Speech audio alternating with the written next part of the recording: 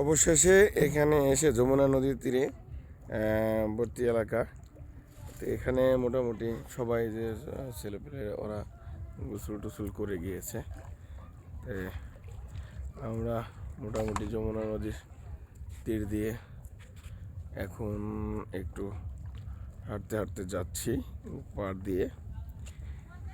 সব মিলিয়ে নদী উত্তাল, অনেক স্রোত আছে নদীতে।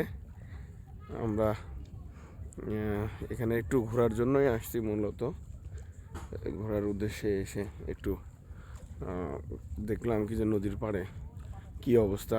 নদী বর্তমানে খুবই উত্তাল। যমুনা নদীতে যে স্রোত, এরকম স্রোত থাকলে তো দেখা যাচ্ছে পাড়টার ভেঙে ফেলবে এমন একটা অবস্থা।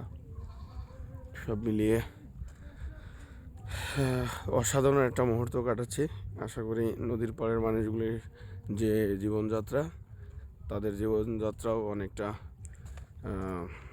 বৈচিত্র্যময়। যতটা আনন্দ আছে, সুখ সমৃদ্ধি সব কিছু মিলিয়ে নদীর পাড়ের মানুষগুলো অসাধারণ একটা জীবনযুদ্ধে পার করে আর কি। তো আপনারা সকলেই এই নদীর পাড়ের মানুষগুলোর জন্য একটু দোয়া করবেন, সবাই যেন সবসময় ভালোভাবে বসবাস করতে পারে। ঠিক আছে, এই ছিল বাংলা ভ্রমণের আজকের একটা ভিডিও। আপনারা আরও ভালো ভালো ভিডিও পেতে হলে আমাদের চ্যানেলটিকে সাবস্ক্রাইব করে আপনারা রাখবেন, অবশ্যই বেল আইকনটি টিপে রাখবেন।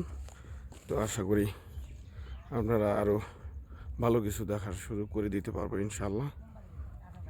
জি ধন্যবাদ, সকলে ভালো থাকবেন, সুস্থ থাকবেন। বাংলা ভ্রমণের চ্যানেল থেকে সকলকে জানাই আন্তরিক ধন্যবাদ ও শুভেচ্ছা। ভালো থাকবেন, সুস্থ থাকবেন, সকলে ভালোবাসায় বেঁচে থাকবেন ইনশাল্লাহ।